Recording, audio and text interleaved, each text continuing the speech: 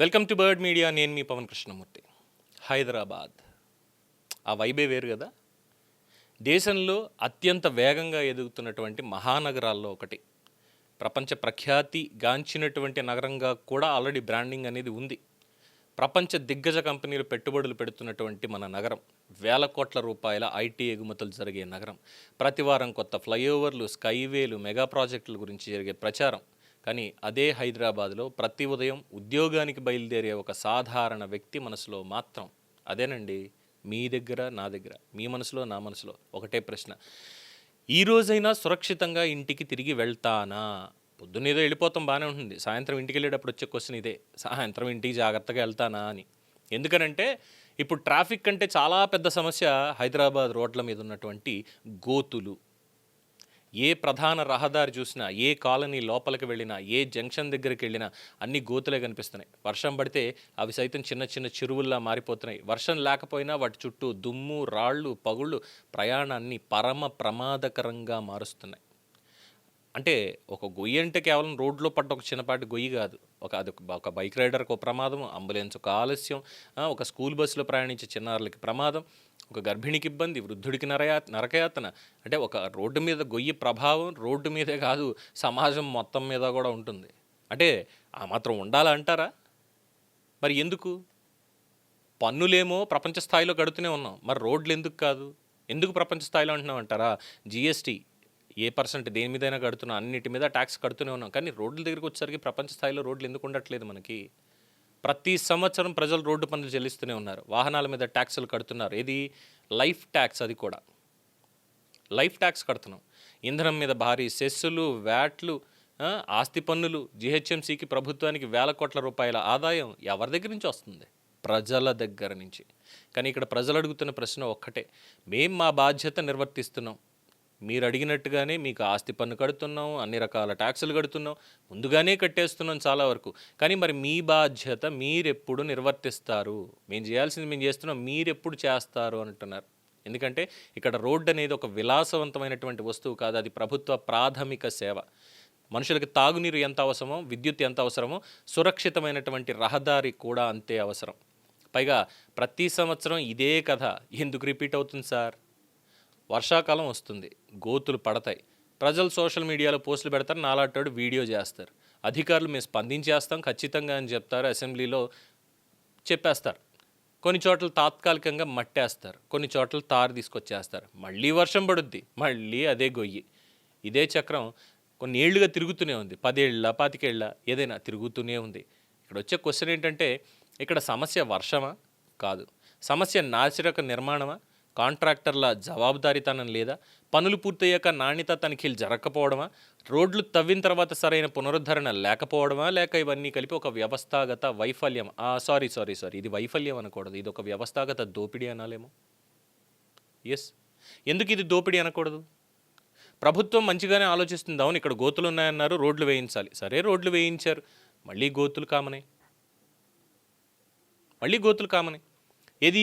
బళ్ళు వెళ్తూ పడేటువంటి గోతులు కాదండి, అది మాత్రమే కాదు, ఇక్కడ ఇంకో గోతులు కూడా ఉన్నాయి. డెవలప్మెంట్ పేరుతో చేసేటువంటి గోతులు అన్నమాట. ఒక కాలనీలో పైప్ లైన్ వేయాలి అన్నారు. ఓకే, మంచినీళ్ళ పైప్ లైన్ వేస్తున్నారు, సంతోషం. అందరికీ మంచినీళ్ళు రావడం కోసం పైప్ లైన్ వేస్తున్నారు. ఈ రోడ్డు తవ్వుతారట, కొన్ని రోజులు మనం కష్టపడదాం మంచినీళ్ళ గురించే కదా. ఓకేనండి, చాలా చక్కగా వేశారు, అయ్యింది. పైపులు వేశారు, రోడ్లు పూడ్చారు, మళ్ళీ దాన్ని పునర్నిర్మాణం చేయడానికి ఇంకో ఏడాది. ఏది? ఈ ఏడాది ఫస్ట్లో పైప్ లైన్ వేసి పూడ్చిన తర్వాత మళ్ళీ కొత్త రోడ్డు దాని మీద వేయడానికి ఏడాది. సరే పోన్లేరా, మంచినీళ్ళు వస్తున్నాయి కదా, గవర్నమెంట్ని కూడా మనం పట్టించుకోవాలి కదా. పట్టించుకున్నాం, ఏడాది కష్టపడ్డాం. సరే, కొత్త ఏడాది వచ్చింది, అమ్మయ్య మనకు మంచినీళ్ళు వచ్చాయి అబ్బాయి అనుకునే లోపు, సార్ ఇక్కడ గ్యాస్ పైప్ లైన్ వేయాలి. ఓ, మంచినీళ్ళు ఇచ్చారు, గ్యాస్ అంటే అవును, మరి అక్కడ హెర్మోజ్లో మూసుకుపోతుంది కాబట్టి కొత్త ప్రయత్నాలు ఇవన్నీ చేసి ఏదో గ్యాస్ తెస్తున్నారు, గ్యాస్ పైప్ లైన్ వేయాలి, మళ్ళీ రోడ్లు తవ్వుతారా?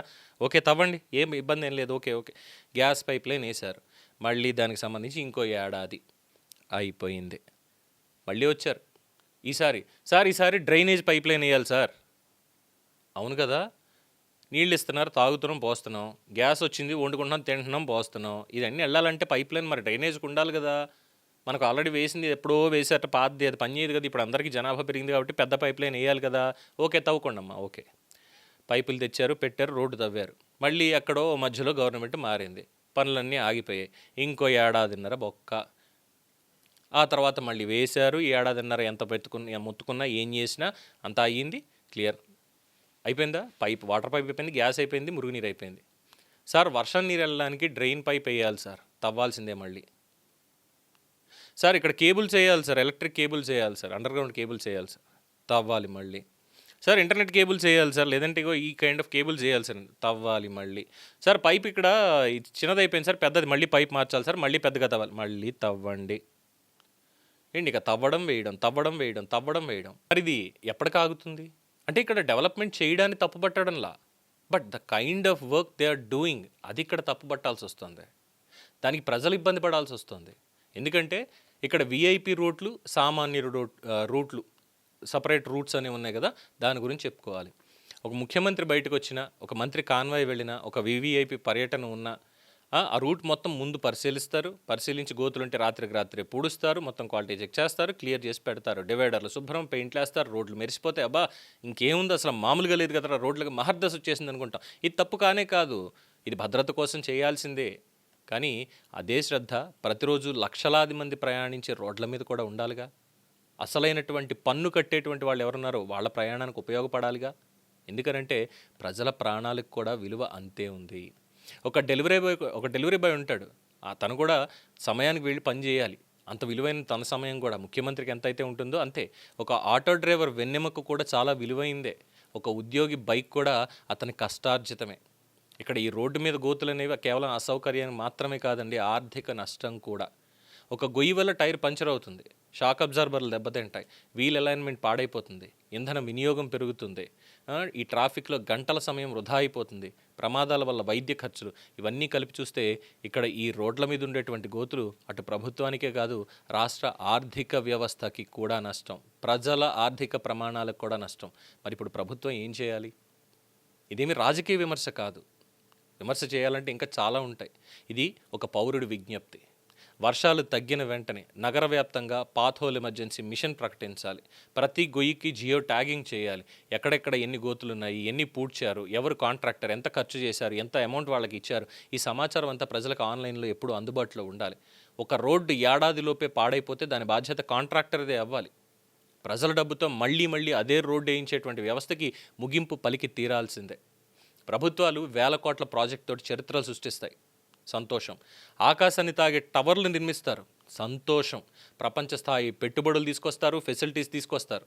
కానీ ఒక నగరం గొప్పతనం ఆకాశంలో కనిపించే భవనాలు, వాటి అద్దాల్లో కాదు, నేల మీద ప్రజలు నడిచే రోడ్లతోటి కొలుస్తారు.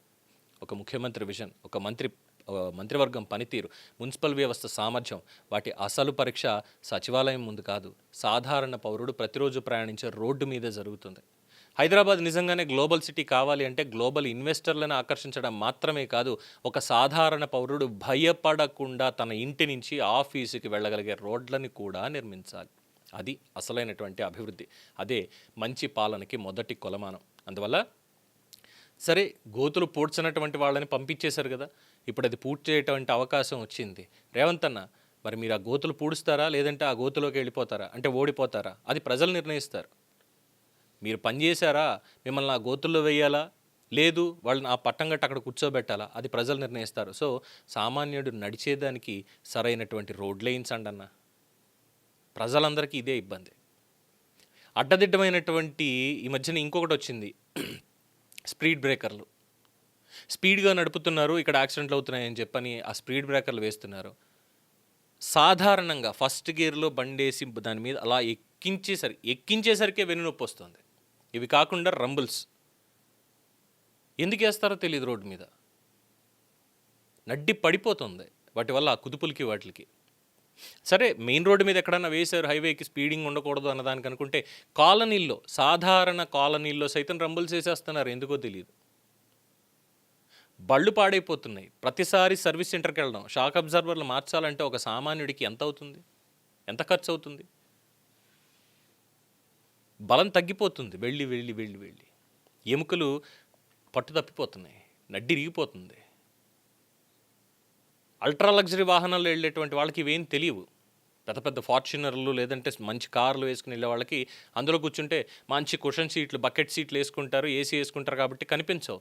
కానీ దుమ్ము కొట్టుకుపోయి, హెల్మెట్ ఉన్నా కానీ దుమ్ము కొట్టుకుపోతూ, షాక్ అబ్జార్వర్లు సరిగ్గా పనిచేస్తున్నప్పటికీ కూడా అవి కూడా పాడయ్యేలాగా ఉన్నటువంటి రోడ్ల మీద వెళ్తూ ఎందుకు ఇబ్బంది పడాలి సామాన్య ప్రజలు? ఎందుకు ఇబ్బంది పడాలి?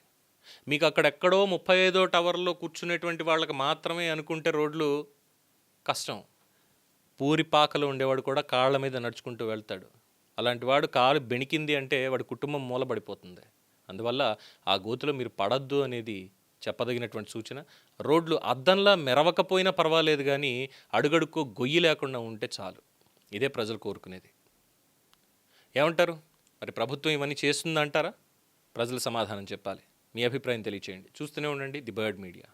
ఈ వీడియో మీకు నచ్చినట్లయితే లైక్ చేయండి, షేర్ చేయండి, సబ్స్క్రైబ్ చేయండి. మరిన్ని అప్డేట్ల కోసం మా వాట్సాప్ ఛానల్ను ఫాలో చేయండి.